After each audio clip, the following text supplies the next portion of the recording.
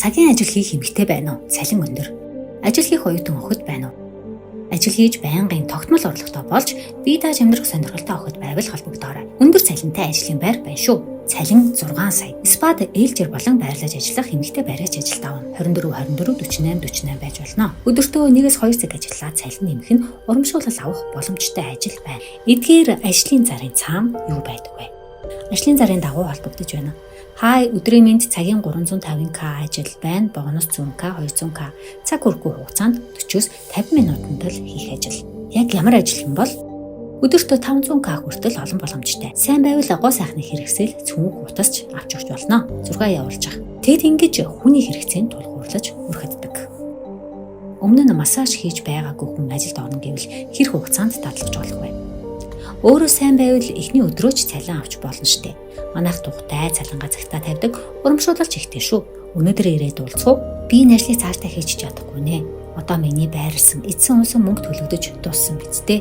Чиний зураг бичлэгүүд байгаа гэдгийг мартаагүй биз. Өөрөө болон гэвэл дүүч нь л ажилтай болгоё доо. Та юу яриад байгаа юм бэ? Бид тохирсон биз дээ. Би өөрөө төлсөн. Дүүдээ хайртай юм бол өөрийнхөө нэрийг бодож байвал орны хүнээ олж ирдээ.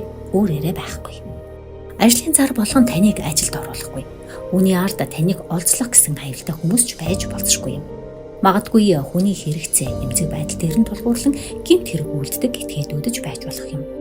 Сүүлийн үед цахим сүлжээнд ажлын зар байршуулах, хүний мөнгөтэй болох хэрэгцээнд дөрүүлж гэмт хэрэг үйлдэх тохиолдол нэмэгдсэн. Тэд хохирогчийн хүсэл мөрөөдлийг судлан түүнд нь тохирсон мэдээллийг илгээн өөрсдийн бэрхшээлд оруулж, бэлгийн үйлчлэг болон албадан хөдөлмөр эрхлүүлж байна. Өөрөөр хэлбэл бэлгийн үйлчлэг албадан хөдөлмөр эрхлүүлэлт зөвхөн кинон дээр гардаг шиг үнийг улгаалах, хар машинд суулгаад авч явах байдлаар явагддаггүй. Ажлын зар бүхэн хийсэн шигээ байдаггүй.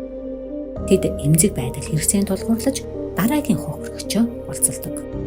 Мөн гэмт этгээдүүд цагтаа хэлнэ, гэрийн хүнд чинь хэлнэ. Зураг бичлэг үзүүлнэ гэж айлхан сүрдүүлдгээс хүүхдүүд шоронд орох, нэр төрөө алдгаас айж хэлснийг нь гүйцэтгэдэг. Тиймээс үүнээс айх хэрэггүй. Тэд энэ бүх хүн чамайг хамгаалахыг мэдэж байгаа учраас айж тусламжаас холдуулж гинжин холбоонд оруулдаг. Тиймээс хохирох эрсдэлтэй хохирогч болсон тохиолдолд айж ижилгүйгээр 102, 108 дугаарын утсанд хандаарай.